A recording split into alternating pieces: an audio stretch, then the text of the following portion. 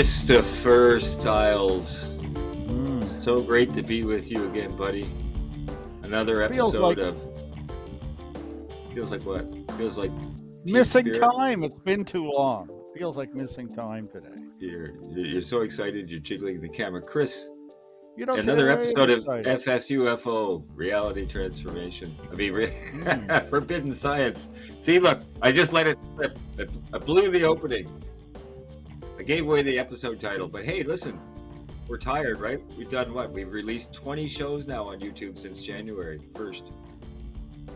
I know I'm really tired, but that's when some of them come good. I was just thinking, one of the episodes you might remember this, or were you there or not? Yeah, I think you were. We were really tired when we were getting set up there with Sean, our producer. There, the thing was uh, Debbie Ziegelmeyer, and I forget she'd come back from some lengthy conference, wasn't feeling well, and we were all dog tired, and it was a little rocky at the start. There were a few gaps like you just did, but once we got going, somehow, you get past that sugar hunger adrenaline rush thing, and then you find that second wind You early find on. the And groove. they were good exos. You find the groove, but when they're done, you're wrung out. But you get good Yeah, stuff that way. the Yeah. Heather Doucette episode. I think that was the first one we recorded, wasn't it? That Heather Doucette episode, and I made the mistake of playing those clips of her under hypnotic regression that she had Well, actually never seen, and the that was and her reaction was so genuine because she had never seen them, and I mean she was shocked and I was shocked, and that was quite an I, I episode. I could describe that episode a number of ways. I mean, I could say it was a learning experience, and that would be right. We were all a little out of our element to come together. The clips arrived at the last minute, so they weren't pre-screened. And, Hmm. it was what we expected, but we were thinking there'd be just a little bit of that. But as they Hmm. played out at length and for, Heather, who had never seen them, I mean, you're seeing something live happen there that you rarely get to see. I mean, her dismay, her shock, her being caught unaware and unprepared for this, being sort of shell shocked by it. It's all so genuine because that's what happened. And if I remember right, really in discussing it afterwards, we were a little embarrassed. We didn't know, but it was a great episode. I've learned since that she's become comfortable with it, and that's the kind of Well, this stuff you is good. can't plan for. You can't write it, eh? No, I know, and you know, talking. For what's remind me of the name of the pilot of Oh, Ralph the Lowinger. Yeah, Ralph Ralph Lowinger Lowinger. flying cargo over Nova Scotia and Yeah, his site. Wow, what a great episode! Yeah, yeah. I think I and can't remember. Martin Willis. We had Yeah, Martin Willis on. Yeah, I mean that was really nice of him to come onto the show. Yeah, yeah, and it's hard to believe. I'm sure out there people are watching, saying, "Yeah, right." Hard to believe it wasn't scripted. I had no idea what he was going to say, and he in his 10 years of his show, he's done so many great things, had so many great guests, gone into so many great cases. When I asked him, "What's one of the most compelling arguments he finds for UFO reality?" What does he do? He goes, "Shag Harbor," you know, yeah, uh, Bazinga, yeah, you know. Yeah, amazing. Yeah, and then we also, of course, had the Reverend Carter, right? Reverend yeah. Carter's episode. Yeah, I knew little of Really him at great. first, but what a great guy. I hope we can get him Yeah. back sometime. But uh, lots of questions, and here it was just like the meeting of two worlds, discussing UFOs, and here was this sort of born again, new age, reformed, and so genuine Baptist, and Super smart, me, super engaged guy. Yeah. some fallen Catholic boy, and this weird blend of outlooks into these things of the spiritual element of the phenomena. So Yeah. There's lots no of doubt fun. that we've had all kinds of different types of experiences filming so far. I call it filming. I'm so old school. But, Chris, we've had over 3,000 views in the 20 shows. Um, we've got viewers in Canada, the United States, UK, Belgium, Mm. Australia. So we have a growing audience. I hope that we're delivering interesting content to people. You know, it's a bit of a hit and miss sometimes, but we do our best, right? Yeah. Well, it's on us tonight, Michael, you and me, because tonight we have no guest again. This is a deep dive special, and it's one I've been I have. looking forward to. Yeah, it's one I've been lobbying for a while because to me, um, there's this great divide in ufology between North America and the rest of the world, Europe, Asia, South America, etc., and often North American ufology is referred to as the last bastion of the extraterrestrial hypothesis. If you want to be really harsh about it. In Europe, things are much more open and there's a greater acceptance of all things. They're less concerned with how kooky things are, how poorly understood. But one of the ideas over there that has always, grabbed me so strongly, and it was introduced through the works of Jacques Vallée. And Jacques Vallée, the legend. yeah, yeah, and it's ironic, his books are very popular here, and he's been pretty prolific. Mhm. But his ideas, not so much. When I'd been at conferences and whether it was a solo performance I did over the years for something, and certainly the MUFON conferences, I was surprised. He has respect, but people in North America don't tend to embrace this concept he has of reality transformation and that, which is basically, from his perspective, that when you're in close proximity to the UFO phenomena, be it a ship, an encounter, a being, contact, whatever, an event, uh, that it can change everything in an instant. It's kind of a reality distorter, if you will. It'll do things that just seem illogical, that seem impossible, right? But Now, the more I do you mean like both, either or, changing reality in the present moment, or distorting the recollection of the reality in the past as a past, or is it both or either or?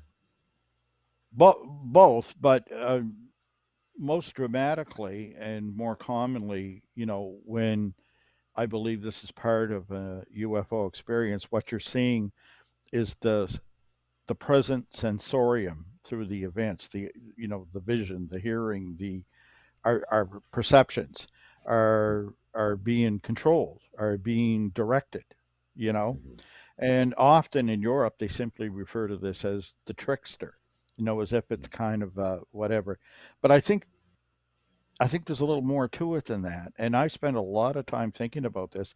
And some of the cases in Nova Scotia, some of the cases that you've used in various documentary projects over the years as a filmmaker, I Mhm. think have highlighted these cases, but often in them you don't get a chance to go into the depth. It's just the nature of the beast of film, of Yeah, television. you don't have the Yeah. time, and there's a lot of things you have to But satisfy. but today we can bat some of this around, but to me, people often think of me, of course, in terms of Shag Harbor, um, and a lot of other people in the field know that I've done other things, you know, paper chases like the Space Object Contingency Plan, which was the Mountie Mhm. policy toward the phenomena. Mhm. Um, you Hey, know, don't let Pete, that go by with don't let that go by without a little dive into that. It's a deep dive, and let's do a couple of shallow deeks in the deep dive here. What space object contingency plan? I mean, that's like right out of a 007 well, it story. is, and you know what makes it even more so is the alternate title, because that actually has a second title, which was only discovered when they released the plan to me. And the second title is, this is pretty foreboding, the master plan. The master plan. The master plan. You got to like that. And I must say that at the time when it was finally Needs a released to me, master plan. yeah, the RCMP's chief archivist at the time, which was Sergeant Maurice Laferriere, when he first read that to me before they mailed it to me, and the Mounties are great guys. When they sent us, they bore the photocopy and cost and the mailing and everything. You don't get that service from National Archives, let me tell you. Oh, pardon me. Nowadays, it's Library and Archives Canada, and they're quite good. But I found that most of the RCMP is great. DND, when you're dealing with them direct, they have a division called the Directorate of History. You know, they take the work very seriously. Well, so does National Archives, but uh, like most government things, it's understaffed, underfunded, Yeah. and yeah, But okay, yeah. let's get back to this. What the hell is a space object contingency plan? All right, yeah. Is this like something out of Project Magic? No, not quite. Oh, you tease me. I could jump to something else, but we're going to run out of the time. Let me answer your question.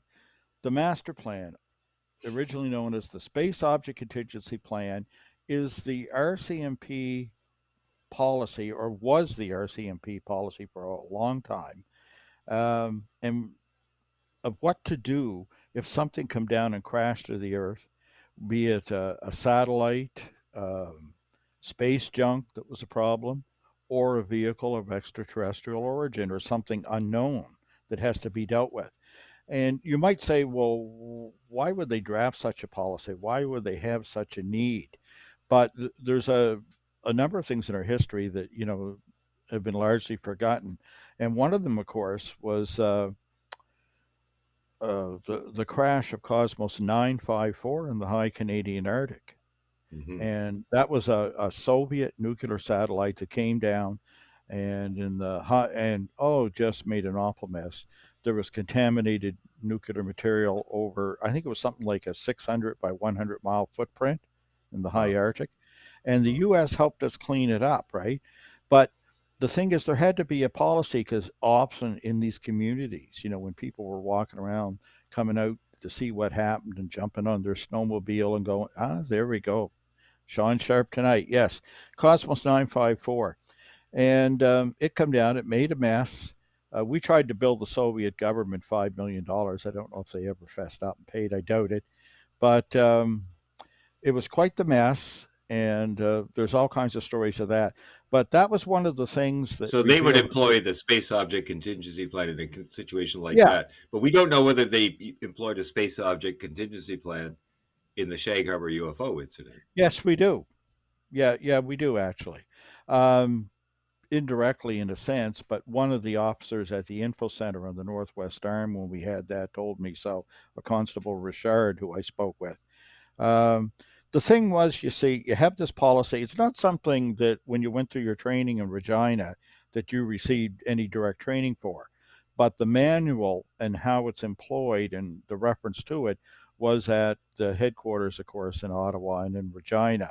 And what would happen when Shag Harbor happened is, of course, the officers down there, the three that we know so well, O'Brien, Warbicki, and Pond, they would have contacted and dealt with the headquarters in Halifax on Oxford Street, right? These are the RCMP officers H Division. That's right. The RCMP officers back in the out of 60s. Barrington Passage.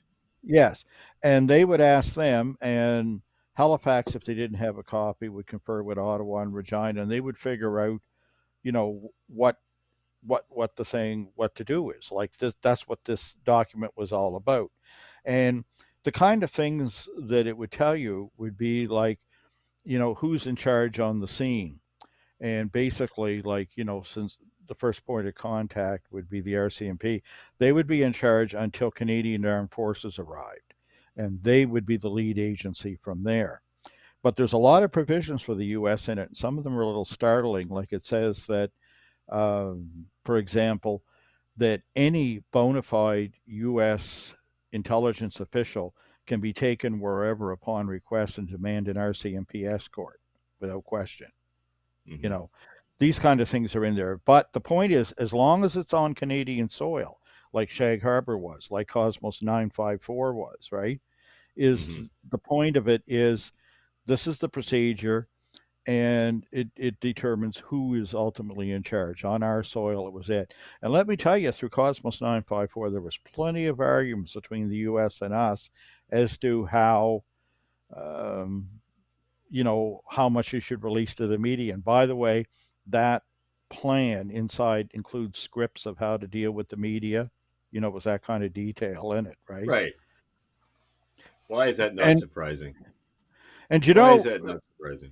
a lot of ufologists here in Canada had looked for this because we'd heard of it. Don Ledger and I can remember many times you'd be talking to a retired Mountie and you'd say, who made that decision? Oh, we called Ottawa. You know, we had to refer, there's something called the Space Object Contingency Plan. But whenever you would try to find it or request it, they would always say, we don't know what you're talking about. And I'm not going to tell you the whole story. It's covered in my book, uh, Impact to Contact, there, how I discovered it quite by accident in trying to track down a request and how we got it. It's one of the other interesting things was when they finally admitted they did have such a policy and it was there, and I asked to have it released to me. The chief archivist, again, I've named him earlier, Sergeant Laferriere, he explained to me that my request could not be handled under the Access to Information Act because there's no way they could do it within the time parameters. Typically, they had to respond within 30 days. They could request a 15-day extension was all. And he said that won't work here because he would require permission from Ottawa, from every provincial capital, and from Washington, D.C., because it All showed our right, working relationship with foreign powers. all right. That's bureaucracy. Let's drop bureaucracy and let's go back into the world of valet. Let's talk about Jacques, reality transformation. Jacques Vallée, So a somewhat give controversial give for the character. audience, for those people who don't know, not I'm not going to ask for a biography on Jacques Vallée. Give a good example of reality transformation that people can sort of get their head around. do, do you want one of the ones that I have studied that is local here on the East Coast? The kind where it's hard for me to interrupt you.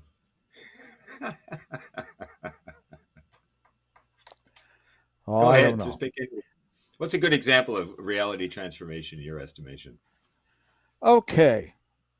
Why don't we start with one of the best, I think, first, which is the Webster sighting in Lower Sackville. This Uh-huh. occurred in 1976. Again, October. Great time for UFOs in Nova Scotia, right? Yeah. And by the way, I discovered this document. It is in RG 77. I found this in Stanton Friedman's basement in his house with him rummaging around. And he said, you could have that and take that. And I went home and I stuck it on the fridge. This is back in the mid 90s. And I was so busy on Shag Harbor. And I thought, I'll get to that someday. And then I started leaving it in my little $300 powder blue Volkswagen Rabbit, which you had animated in your film.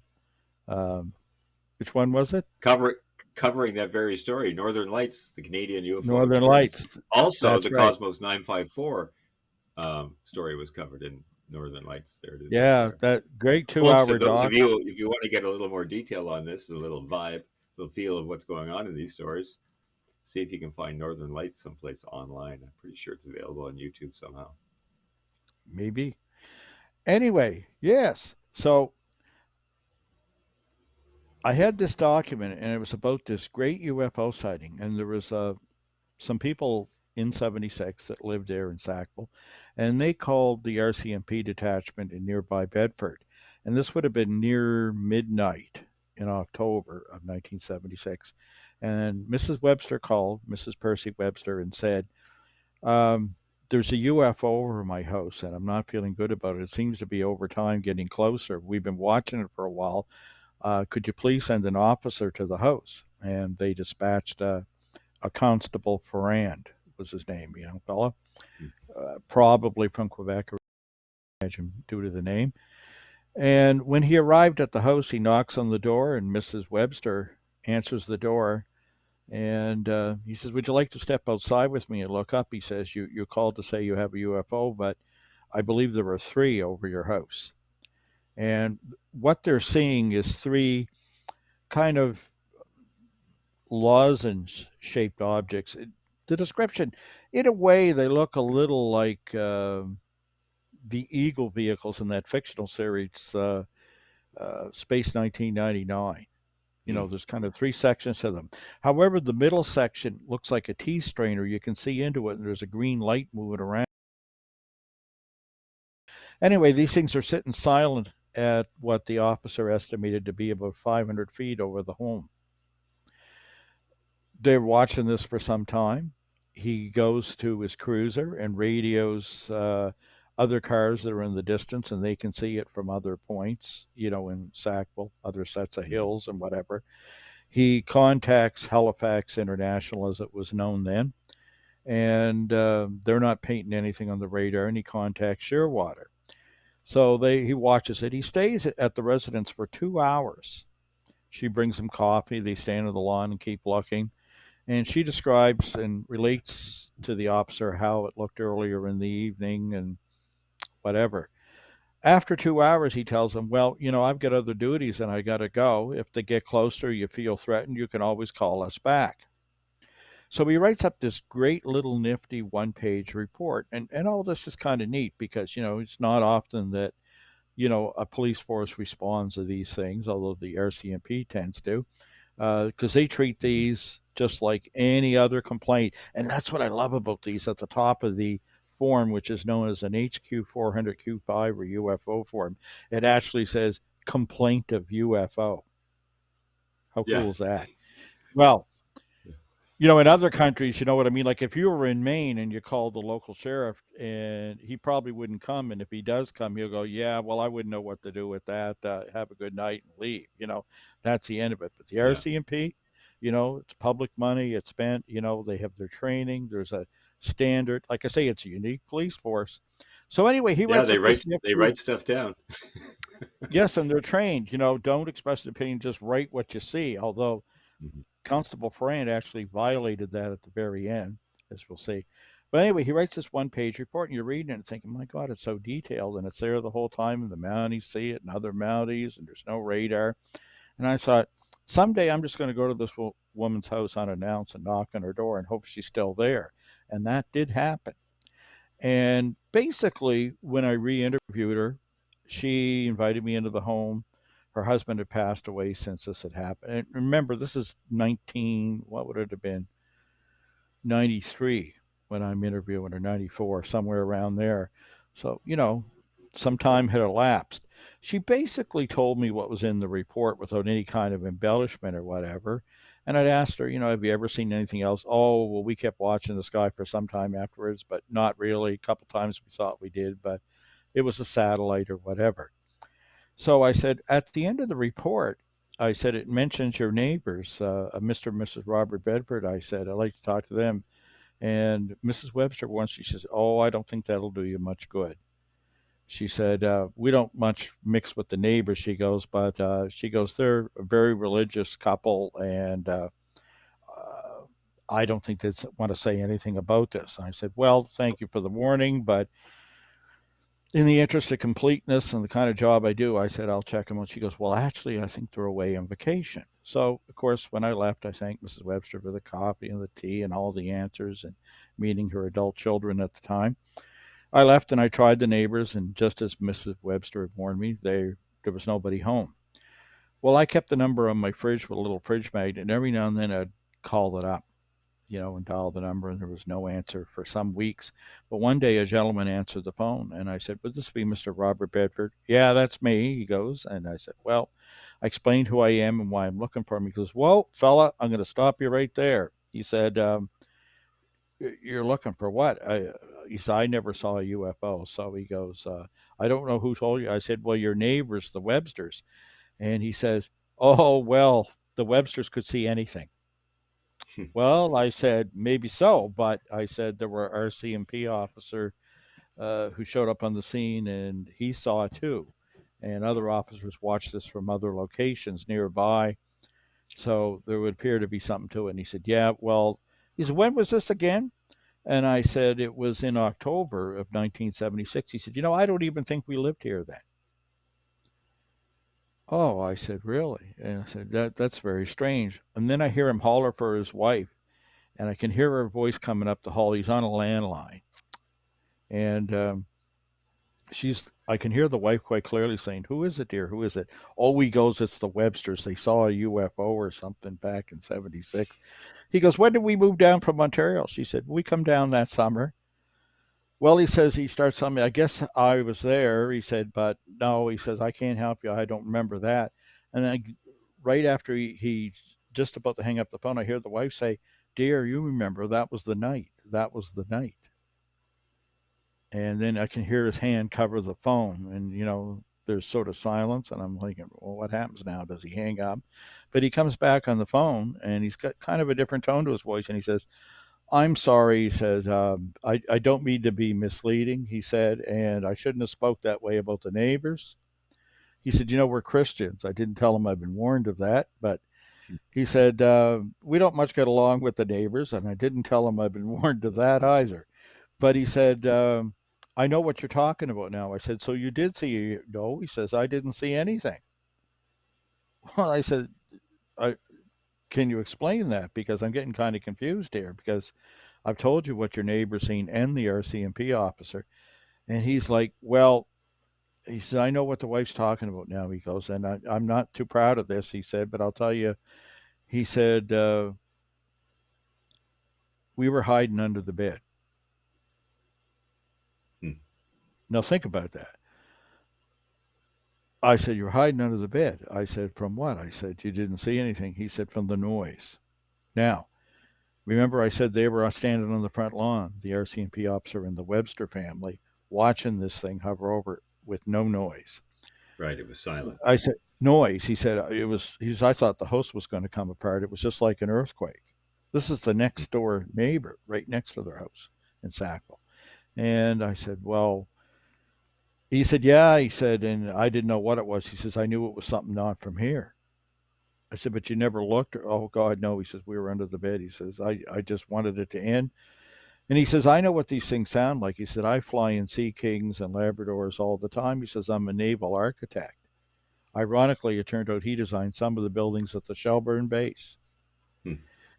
So he goes on like that. And I said, well, then how did your name get in this report since you didn't see anything or talk to the mounties?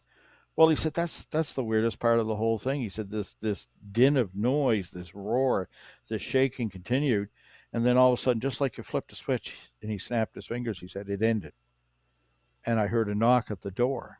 And when I went downstairs and to the front door, that's where the officer was there. And he asked me if I wanted to come outside. And I could look past him, and I saw the Websters out on the lawn. He said, "No, I don't want to come out."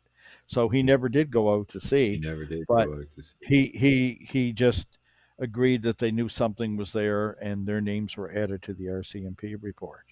I Hmm. guess to show that the officer had done That's a due really diligence. interesting case. It's actually it should be in the pantheon of those sort of major cases because that was like in the 70s, mid 70s. Well, Uh, I yeah, I you know, wrote a because couple that's of a really papers. interesting case, and it was cool to hear you say it right from beginning to end, uninterrupted, for for people to hear just how wild that story is.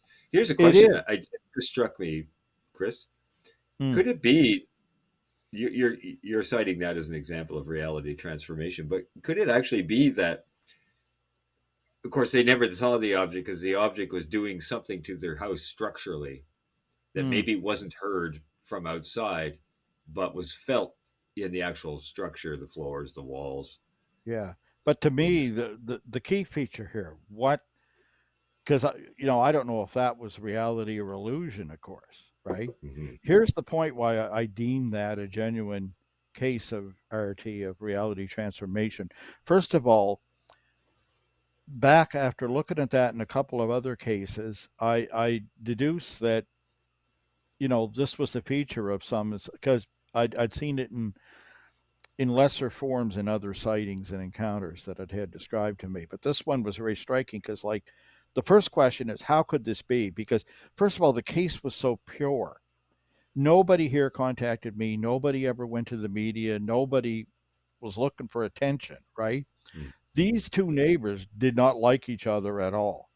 Mm-hmm. Mm-hmm. Nobody was expecting me to come knock on their door. It's an uncontaminated case, right? It's so rare to find that, and they're so at odds. And then you have to ask the next obvious question, which is, how could this happen? How can these people hear something and those within such close earshot hear nothing? Yeah. And Yeah, that's true. Yeah, if it feels like the house is shaking apart, you think the you'd hear it whole from outside. The right? whole You'd hear perception, something. yes, is too different, Yeah. and in such proximity, and in a sense, you almost get the idea that it was called, whatever was behind the phenomena, whatever was over the house that night, was calling for them to come out to be witnessed, almost, right? Mm. And you seem to have this ability, and Mrs. Webster did say that originally they were much higher, and over time they were coming lower to the house, and I guess God, that's this when this reminds me so occurred. much of some sort of grand epic version of poltergeist, like the poltergeist like sort of phenomenon inter inter interlaced with this. It's like some people want to go nuts and bolts. It's a UFO doing something structurally to the house, like I sort of suggested, and but another thing is it could be completely perceptual, like a completely only perceptual event, Or both. It could or actually be both. both. Yes. It could be both, that it was there, like I say, and you know, it wanted to be witnessed. It wanted to be witnessed in a greater way, or maybe wanted to be witnessed by them specifically. We don't know. We don't know. Mhm. But the fact is, what's happening on its own, you cannot explain simply by nuts and bolts. Or, Yeah, there's yeah, another element here. And when I looked at this in cases like this that happened, particularly, I mean, I'd seen some. There was one in New Jersey. I talked to some witnesses where two people stood on a hill and watched something like this happen side by side, but they described totally different things at the same time. right. How does this happen? It doesn't make sense. So, what I chalk this up to is, if there is such a thing, and I believe there is, as reality transformation, to me, the definition, I actually give it another term. This is how it's referred to by Valley. And by the way, this is not Valley's theory. There were people in Europe that had promoted this concept for a long time when it comes to the UFO phenomena, but Valley popularized it through his great books here in North America. But I think of it more as controlled witness perception. There is some ability within the Can phenomena to direct the sensorium, to direct the mind directly. And the closer you are in proximity, the better job it can do of it. hence the proximity aspect of reality transformation. Now, I published two papers on this at MUFON, that I was invited to present back in their heyday. They were down in the U.S., right? The first Mhm. one was quite simply called, uh, what was it called? I think I read it earlier just to brush up. UFOs and Reality Transformation. And the better of the two has the highfalutin title, like this: Factors of Conditional Probability. And in that one, I deduced that there's at least two types of reality transformation: a consistent type and an inconsistent. And of course, I've just given you the great example of the inconsistent type, where everyone perceives it differently, which is RT2. And there's a third category, Okay, RT whoa, with a whoa, whoa, question whoa. mark. RT2. What's the two part of RT2? That's the second kind. You have RT1 and No, but I RT2. mean, what You have what was the defining factor again to make it a two? inconsistent. The witnesses Inconsistent. cannot agree on the details. Their mind, their sensorium, their sensations, their memories are Oh, okay. being So directed. RT1 is the witnesses will agree on the details, but They they all agree, diverge with but objective it may be, reality, but it might be right? totally kooky. You know what I mean? Or not so kooky, right? And Like you mean somebody sees an owl, two people see an owl, but yet they have missing time would be an RT1. One person sees an owl, the other person sees, I a don't know, deer. a deer, and that's an RT2. Yeah, if they can't agree on the details, but obviously there's been some kind of stimulus, some kind of phenomena, right? And I know some people already, we could lose a few people at this point, because people say this is sounding less like a UFO thing. But you know something? Even the Condon Committee, the scientific study of unidentified flying objects, right back in the heyday, right, by Mhm. the University of Colorado. You know what they had to settle on as a working definition? They had a long technical one about what a UFO in the beginning, and they kept paring it down and paring it down, because sometimes you'd have a UFO case without a UFO present. Sometimes Right. you'd have, and you can imagine You what it just was have like these weird creatures walk into your house. that's Like right. what happened to Whitley Strieber. And by the way, which he never called alien or extraterrestrial, simply No, he visitors. called them the others and The others and visitors, yes. visitors. But okay, let's go back to that. Like, so, when that happens, you know, there can be lasting effects too. It can take other forms. You can actually go in and quantify this and perhaps show evidence or prove it after the fact. And let's look at another one that I do believe, because I look at Shag Harbor, for example, a case like that, and I've never tried to associate it with, an RT event or any aspect of it, No, I right? was going to ask you No, about that, but no. But however, the Smith brothers encounter 3 years later in Shag Harbor, I do. And at first it wasn't obvious and I didn't think of it that way, but there was a couple of little telltale signs, and I'll tell you all one of right, them. all right. Well, for the audience first, just set the scene. Okay, we're in Shag Harbor. There's a name a lot of us have heard. And, the famous UFO crash scenario incident happened in October the 4th, 1967. This is 3 years later, just over that, November 1970. And we have two brothers, two local fishermen. And at the time, the farthest thing from their mind is UFOs, and I'll tell you why. Because they've just gone to the RCMP detachment about 9:30 at night in Barrington Passage, which is the nearest facility to the Shag Harbor Fishing Village. And they've gone there because one of the daughters is missing, and they believe she's run away. She'd had a history of this. She was a teenager, and they think she'd run off with an older boyfriend, and they were quite concerned. So they went and filed a report with Constable Ralph Keeping, and he told them he'd look into it. He'd know where they would be, and he'd get back. He said, "Look, we've always found her before. There's no reason to think anything criminal or nasty has happened. So go home, try and relax, and as soon as we find her, we'll let you know."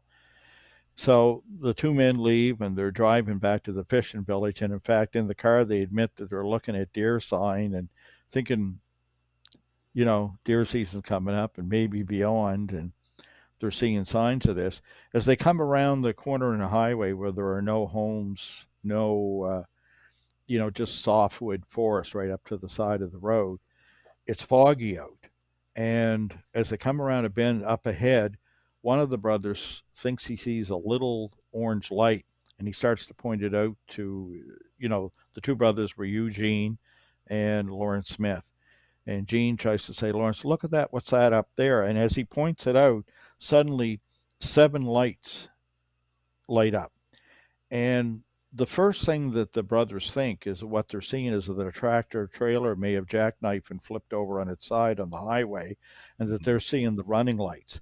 And the lights kind of look like they're about 18 inches across, and a dull orange glow, right?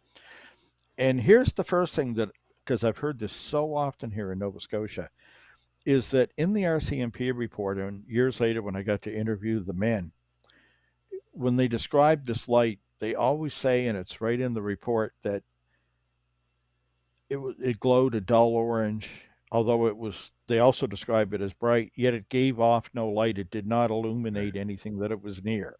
And this is right. something I always hear. I hear this so often here, particularly when you have that orange, yellow, amber light thing going.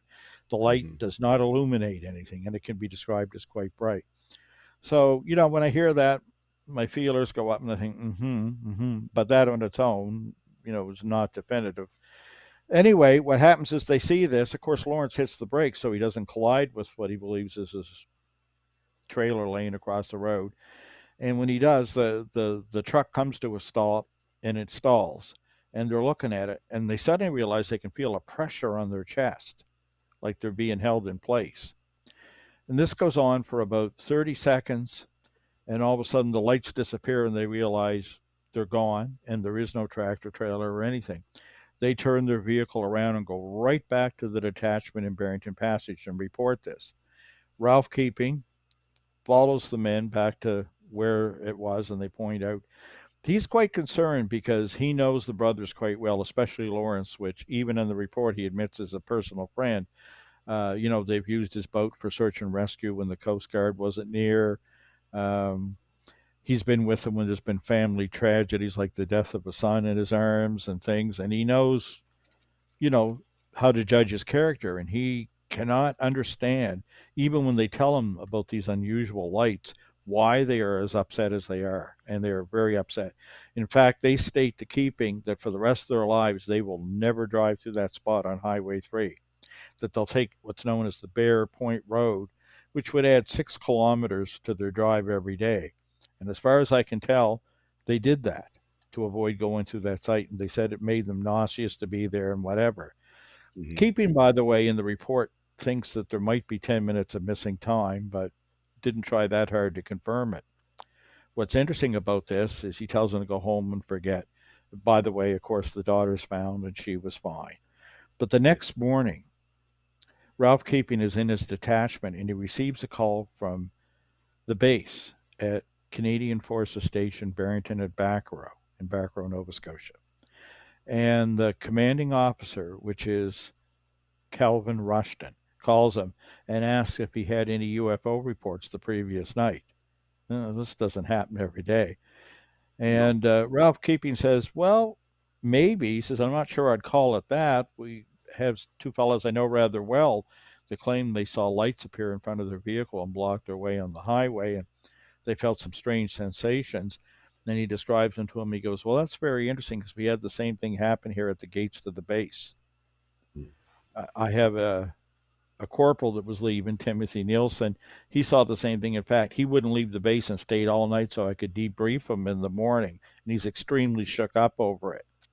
Imagine that. You Okay. wouldn't leave work. You wouldn't leave work. No, no, he You would just not want to leave go work. home, right? That's right. Like that's And by that the that's way, something.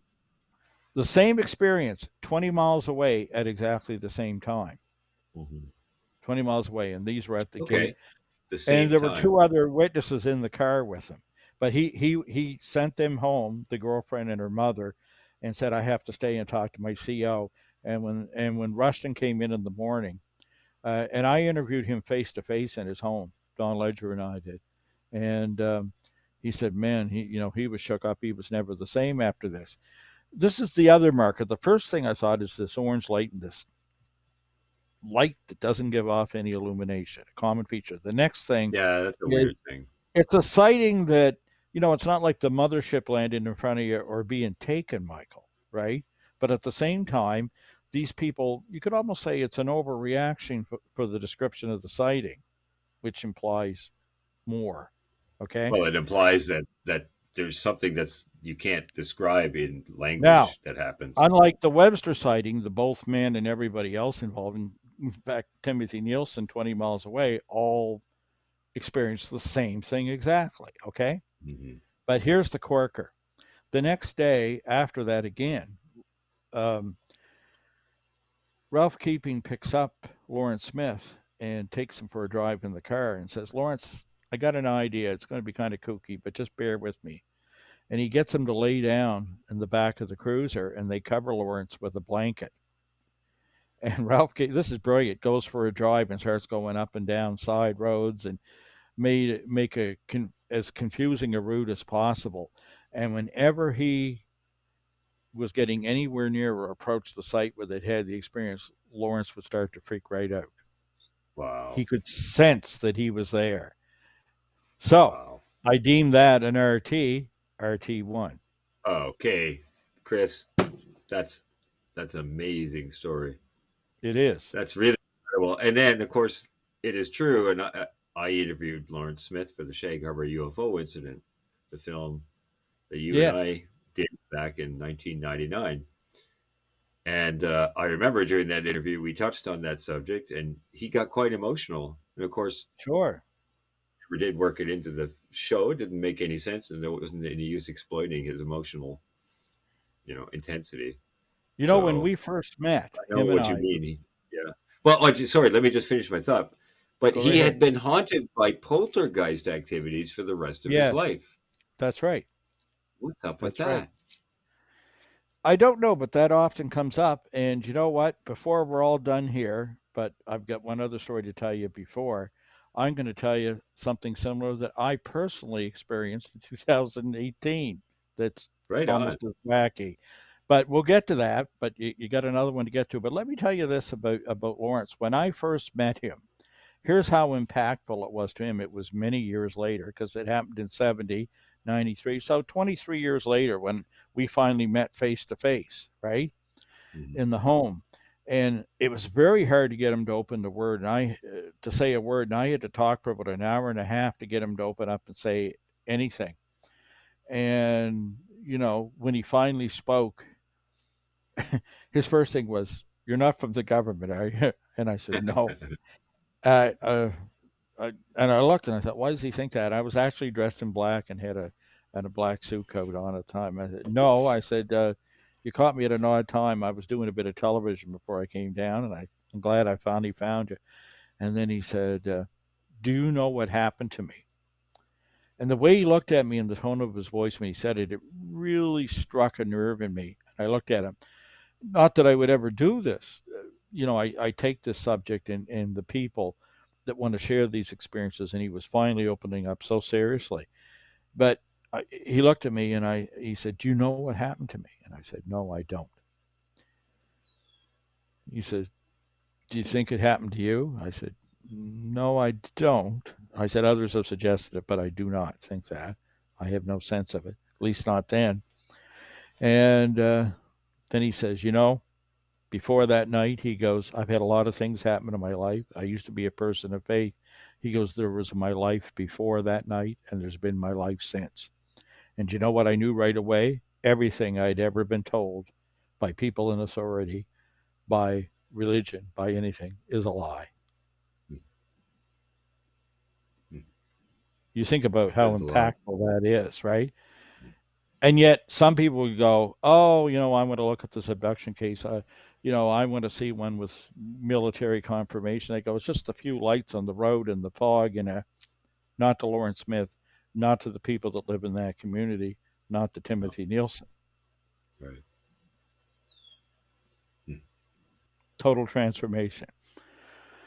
So, um, let me tell you one more before I tell you a personal one. Well, actually, this one's a personal one too. When people ask me, Um, Chris, have you ever seen a UFO? I violate Stanton's thing on that. Stanton Friedman, he used to call it the 11th commandment, thou shalt not see things if you're a ufologist. And he had a bit of a thing against those who did. And I said, well, geez, I'm sorry, but there was this night in October the 4th, 1967, when I was 12. You know what that's about, of course, Shag Harbor, right? Mhm. And I was lucky We enough opened the in documentary 2000. with that story.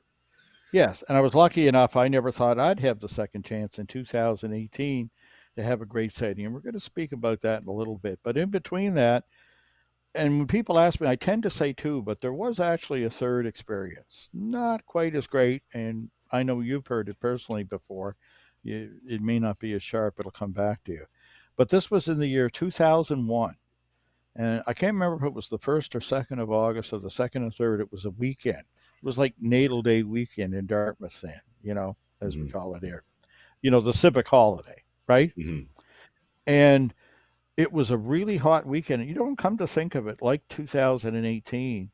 It was that Windex blue sky and no clouds all day, both of those days that just so rarely get here. So it shares that with my Cape Sable thing we'll get to later. Mhm. That just dawned on me now in the instant. But it was that kind of weather and it was hot as get out. And I forget what kind of car I had at the time, but there was a wheel bearing that was going. I didn't want to get her to town, and the girlfriend at the time was like, "Why don't we go to the beach and get it? It's so goddamn hot, and I don't want to see that old parade anymore." And I said, "No." I said, "We're gonna have to stay in town." I said, "But there's a little cove down behind this building you get into. It's public, off of just on Lake Banook, and almost nobody knows it's there. We'll go there, and you might be one or two people there, and we'll pretty much be alone." And said it'll have to do instead of going to Lawrencetown or Queensland or something. So she was happy with that. We went there, parked to get some sun, found a nice spot where you could pull your blanket under the trees and get shade. And, once you cool down, you could go in the sun and get burned. And, it was that kind of a day. And that's all it felt like doing. And we were there. After we were there a little while, I noticed that this friend of mine kept sitting up and looking in the sky. And there was nothing there. Like I say, it was a Windex blue sky, and she was squinting and laying down. And I said, "What? What's up?" And she said, Can you see something and it's there and then it's just not? Well, I said, what are we talking about here? Oh, nothing. She got nothing. She lay back down. And about an hour later, she would get up and I'd catch her looking again. I said, is there something there? "Well, no, but there, I thought there was." And this was starting to get a little weird, and she was getting self conscious about me asking her. Just don't try to say I've seen a UFO or something. And by the way, this friend had really no interest in the phenomena. I seem to seek these people out somehow. It's a way I think of keeping my Right. life compartmentalized, right? Except me. Except you. I haven't Yeah, but had you're any. what Well, did I've had some Stanton weird. call you? You're the Huh? unwashed phenomena, was it? Oh yeah. Remember that night at the Ox? That's another story for Stanton another called rep. me what? What did he call me? The unwashed phenomena. I actually had a shower before going to that event. Well, it He was just more didn't about like your my shirt. clothing style. He didn't like your shirt that day. Had a little too Yeah, much yeah. paint a, a dock premiere at the Oxford. Anyway, let I me get guess back so. to the story. So anyway, this girl kept this up. This would have been the Saturday of this beautiful, slightly too hot summer weekend to Dartmouth, right? And I can remember when it ended. I thought, when we went home, I thought, wonder what that's about. It's not like her, and she has no interest in this. And I kept looking. There's nothing there. I confirmed it. So we went back to the same spot the next day because, again, the car was still acting. I was waiting for a wheel bearing to fail. So I thought we can risk going 2 miles across town, at least be outdoors, bring a picnic lunch with us, having a great day there. But the second day, Michael, same sort of thing. I can remember laying there just face down and sort of looking over on the QT, and here she is up again and looking up in the sky in this quarter. And I look up, and there's nothing there. It's starting to give me the heebie jeebies. And I'm like, did you see it? Is it back? She said, never mind, nothing. And she lay down. You could tell she was quite embarrassed about it, right? Mhm. So this went on a couple more times through the day. We were there like 3 or 4 hours or something. And all of a sudden, I can feel her get up beside me. We went out. We were in the water for a while. I can remember it was beautiful. And there was like about half a dozen other people around. There was, as I would come to learn, actually before I got to meet them, even you could tell there was a couple of British tourists, right? And there was a middle-aged woman that was a grandmother, and she had a granddaughter there who might have been like 12, 13, 14, right? And they were just wading around in the water and enjoying the day too. And they came over once or twice, asked me questions if I knew anything about, local geography and what things meant.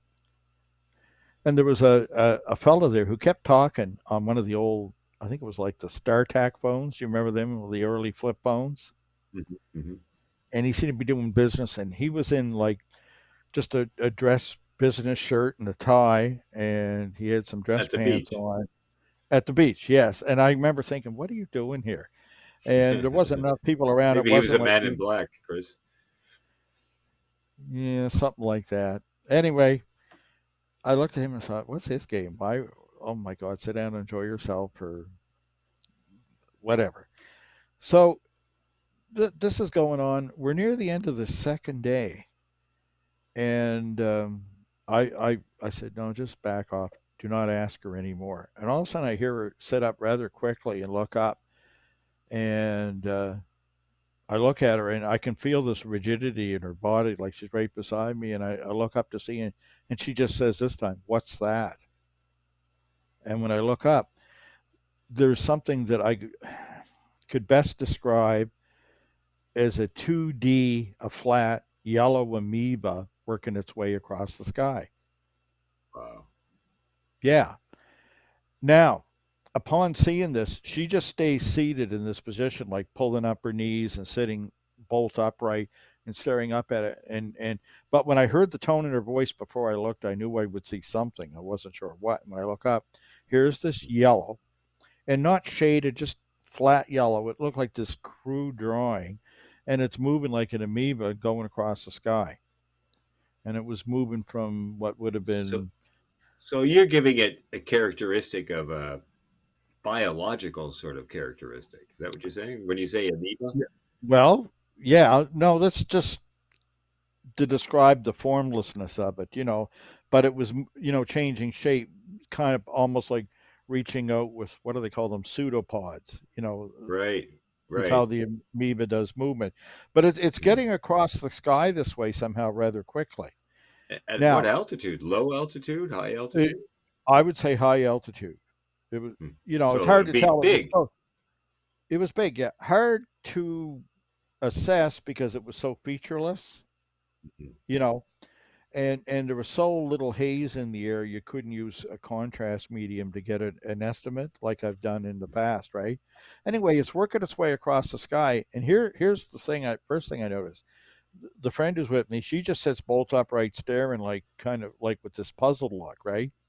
Mhm. Mister Businessman with the little StarTAC phone, right, and his suit pants on and his white shirt and tie, runs into the lake, like up to about knee level, looking at this thing.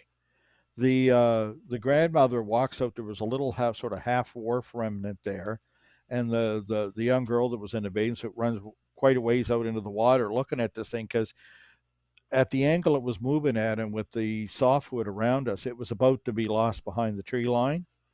So Mhm. they Mhm. kind of ran out, and I did too, to extend, the view, right? And the Mhm. total time we're looking at this might have been like 10 seconds, 12 seconds in that range. Not a, That's it. you know, Not but long, but not terribly short either. It's not like watching yeah, a it wasn't like it meteorite. disappeared. That's right. Yeah, and it's just moving. And of course, there's no sound or any. It's pretty featureless except yellow and moving. And on a hazy day or a cloudy day, you might have almost missed this, but because you had that Windex blue sky with no features, right? It showed right up. Mhm. So we watch it until it's out of sight. Well, the first thing I try to do is try to get some reaction and something to note or write down, like from these other witnesses that are with me. And the first one I go to, because I was just nearest to him, was Mr. Businessman, we'll call him, right? And when I Mhm. asked him, I said, "Did you see that?" And he's like, "No, I didn't see anything." As he's What? standing He in the denied it? water. Yes, he's Right. standing in the Okay. water with it. Was he in some sort of a trance? Didn't seem to be.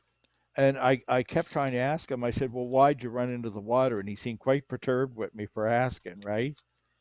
And I tried to ask him a couple things, and he just left the area. He just There's a Oh. little path that comes down to this. He was gone, and I Well, thought, there's no wow, accounting for how people react to like the completely no. bizarre, right? So I go over to the middle-aged grandmother and the young teen girl, right? Or I don't know what her age is. I'm probably off a bit, but in the discussion, she said, "No, I'm over with my grandmother from the UK." Right? They were very pleasant people. But when I talk to them, they want to help. They want to cooperate, but they cannot. They cannot And describe what they just seen. They couldn't name a color. You tried to help them, but they couldn't get the words up. yeah, you can't lead them. I mean, No. maybe amoeba wasn't in their lexicon. Well, eventually, though, I did try. I tried to say, "Well, what color?" I said, "Would you say it was like kind of a?" And they they couldn't Yeah, they respond. just couldn't. No. If you say, "What did you see?" and they go, "Well, I saw something," they could give Hmm. no detail whatsoever. Anybody else that you talked to that had a similar reaction? The My friend who was there, exactly the same, could give no reaction. Right. When I really pushed the young girl, she started to give details, and it almost seemed to hurt when she was doing Hmm. it, right? But she was eventually able to say it was, yes, sort of yellow, and it was this. I said, "What do you think it was eventually?" And she said, "Some, I don't know." She said, "Some kind of critter, Wow, critter." critter. And I said, "Critter, why do you say that?" I said, "Why would you say that?" I don't know. It'll sound stupid. I said, "Say anything you want." She said, "I had the feeling it was lost. I couldn't get home." I Hmm. found that interesting. And I thanked her, and I remember talking to them for a while. But my friend with me could give no response whatsoever. Yet I could sit here and give you the description I had, and didn't feel. anything other than, what I saw, right? To me, there was no confusion. I didn't feel any sense of suppression or difficulty or, right? Reality transformation. Yeah. Yeah, that was an odd one sort of thing. And 2001 August, but it was just now, just in recounting this now, I made the connection about the sky. That could be coincidence, but we don't get a lot of that weather in Nova Scotia, do we? It's pretty rare. No, Get that no. Windex blue sky, no haze, no anything, Right. and have it last. Usually by afternoon that breaks up. Yeah, You know how it'll cloud you're over. a Yeah. pilot, Mhm. yeah. But there was Yeah. none of that. It was that kind of a day. Very, very rare here. Well, So listen, that's cool. Chris, we're gonna have to save the next one for another episode, which means we get to But talk that was about the this stuff again. best. But that was I the know. best. Ain't that the That's the way? way you got to do it, though. You got to leave them wanting more. But I do want to talk to you about the UFO Expo that's coming up down in Southwest Nova, and this is a great time for let's give it a plug. Yes, I think this is the year finally. As you know, this has been put off a couple times due to COVID, right? Hmm. But Hmm. this Hmm. year, there's been some things that look like it's going to work. They've brought back the cruise ships. There's been a change of government here that seems a Hmm. little more amenable There's to, a like, if new sheriff in town. there's a new sheriff. Yeah, if the numbers go a little south, he doesn't do such a quick knee jerk. And all we're hoping for is that we're able to have this thing. What we do know is there's a great deal of interest in what we're talking about is going to happen in Yarmouth at the Grand Hotel, and it's going to be that first weekend in October. And I can't remember now if you look What's second it or third. officially called? We'll put a link in the description. But Yeah, what's it it's the officially called?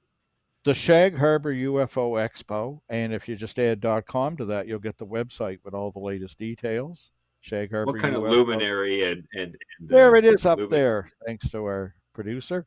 what And kind of luminary individuals will we be encountering at the Shag Harbor UFO Expo, which I'm going to go to and well, hopefully fly my plane to? I hope you do. We got some big names coming in. We got Nick Pope. If you Uh watch huh. TV on the Yeah, Nick. paranormal, you've seen Nick Pope. Everybody knows He Nick Pope. he seems to have rapidly gone from being the UFO expert to the expert on pretty much anything, right? And there we have Yeah. some of the other great people. We were so lucky to get them. And I'll tell you something to say about these guests. David Marler, he's a big triangle and military case guys. Debbie Right. Right. Ziegelmeyer, her Me specialty's appeared on one of USO. our shows. Yep. Hmm. Yes, yeah, we've had Debbie and we've had Rob Switek, right?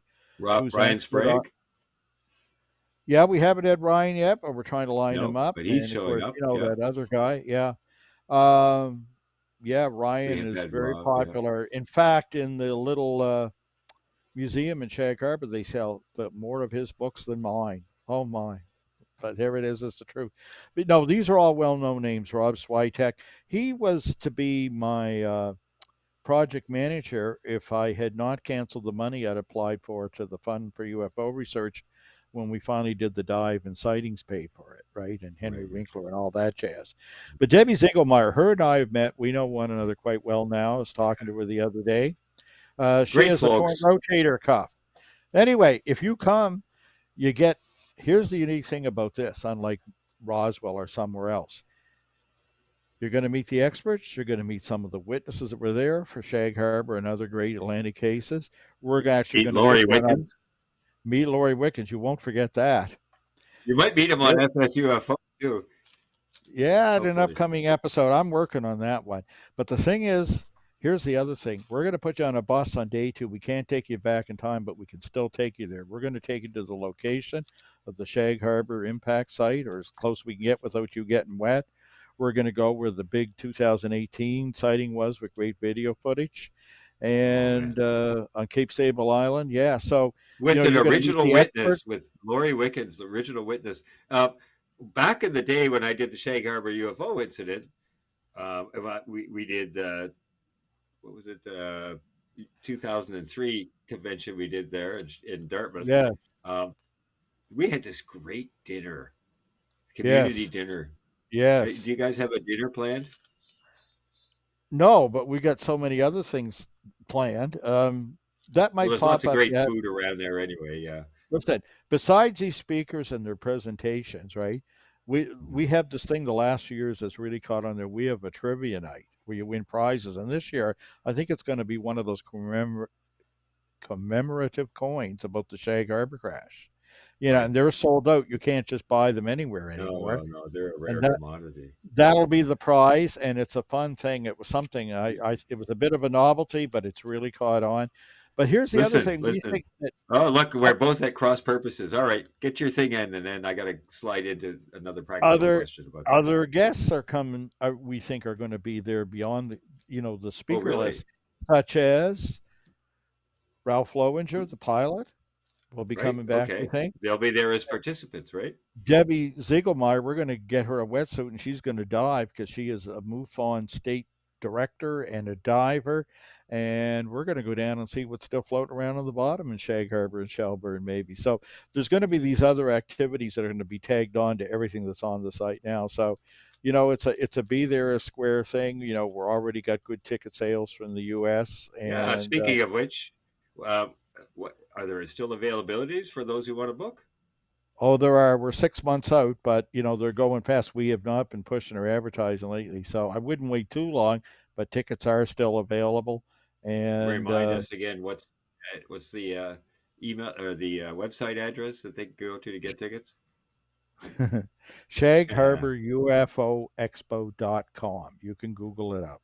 Yeah, right, Shag Shag. Harbor UFO Expo.com. Chris, it's been a slice. The time went by Slate really quick. too quick. Time went by really quick. Yeah, I know, too quick. And we kept you from talking about your 2018 story, which is a really great reason to continue on with this discussion We'll in the do it future. again, Michael. All right, thanks everybody for watching this episode of FSUFO, and as always, like, subscribe, do all that good stuff. Um, and we'll catch you on the next time. Actually, I think we'll be seeing Justin again, eh, Chris? Coming up. Yes, we have a couple episodes planned with guests, and Justin will be in there as usual, being the yin to my yang. Yeah, right on. Okay, well, good night, everybody, and good night, Chris.